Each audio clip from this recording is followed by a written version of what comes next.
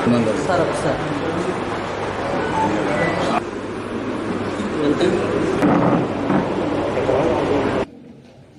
ఇది మెసేజ్ పెట్టండి అన్నకి ఏంటని 25,000 ఇచ్చారని చెప్పేసి గ్రూపుల్లో పెట్టండి.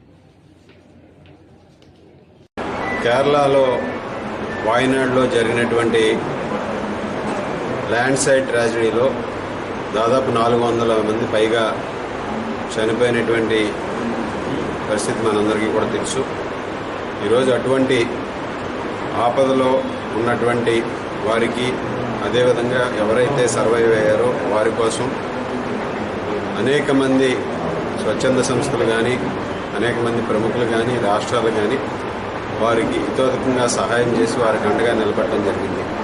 అదేవిధంగా మన తణుకు పట్టణానికి చెందినటువంటి అన్ఫీపేట మసీదు పెద్దలందరూ కూడా కలిసి 1,00,000 రూపాయలు కేరళ సీఎం రిలీఫ్ ఫండ్కి కూడా ఇవ్వడానికి ముందుకు రావటం వారి దాతృత్వానికి నిదర్శనాన్ని ఈ సందర్భంగా తెలియజేసుకుంటూ, ఇటువంటి ఆపదలో ఉన్న వారి కోసం ముందుకు వచ్చి వారిని ఆదుకోవడానికి అన్ఫీపేట్ మసీదు పెద్దలందరికీ కూడా ధన్యవాదాలు తెలియజేసుకుంటున్నాం. ఎక్కడో కేరళలో జరిగింది మనకెందుకులే అని చూస్తూ ఉండకుండా ఎంతో పెద్ద మనసుతో ఈరోజు వారి మనసు చెలించి వారిని ఆదుకోవాలి, వారికి ఏదో విధంగా అండగా ఉండాలనే ఆలోచనతో వారికి సహాయం 1,00,000 రూపాయలు ఈరోజు ఇవ్వడానికి ముందుకు రావడం చాలా సంతోషం. కేరళ సీఎం రిలీఫ్ ఫండ్కి పంపించి అక్కడ బాధితులు ఉపయోగపడే విధంగా కూడా చేస్తామని తెలియజేసుకుంటున్నాను. అదేవిధంగా ఈరోజు మనందరికీ కూడా తెలుసు, జగన్మోహన్ రెడ్డి అన్యాయంగా మూసివేసినటువంటి అన్నా క్యాంటీన్స్ని మరలా ఈరోజు చంద్రబాబు నాయుడు గారు పునఃప్రారంభించడం జరిగింది. రాష్ట్ర వ్యాప్తంగా 100 అన్నా క్యాంటీన్ ప్రారంభించడం జరిగింది.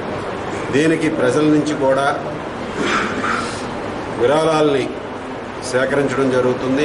ప్రజలందరూ కూడా చాలా పెద్ద ఎత్తున ముందుకు వచ్చి వారికి స్వచ్ఛందంగా అన్నా క్యాంటీన్లకి మా మద్దతు ఉంటుందని తెలియజేస్తూ, అదేవిధంగా ఈ అన్నా క్యాంటీన్లు కూడా ఒక శాశ్వత నిధిని ఏర్పాటు చేసి అన్నా క్యాంటీన్లు ప్రభుత్వాలు మారినా నిరంతరం నడిచే విధంగా చేయడానికి ఈరోజు ప్రభుత్వం కూడా నిర్ణయం తీసుకుంది. దానిలో భాగంగా ఈరోజు దానికి విరాళాలు ఇచ్చేవారిని కూడా ప్రోత్సహిస్తూ స్వచ్ఛంద సంస్థలు కానీ, సేవా తత్పరత ఉన్న వారిని కానీ వారందరినీ కూడా ప్రోత్సహించడం జరిగింది. అందులో భాగంగా ఈరోజు తణుకులో మొట్టమొదటిగా డాక్టర్ నిమ్మలపూడి రాజు గారు వారి కుటుంబ సభ్యులు కూడా 50,000 రూపాయలు అన్నా క్యాంటీన్కి ఇవ్వటం చాలా సంతోషం తెలియజేసుకుని వారు కూడా చెక్ రూపంలో ఈరోజు అన్నా క్యాంటీన్కి విరాళాన్ని అందించి వారి సహృదతని చాటుకోవడం జరిగిందని ఈ సందర్భంగా తెలియజేసుకున్నారు.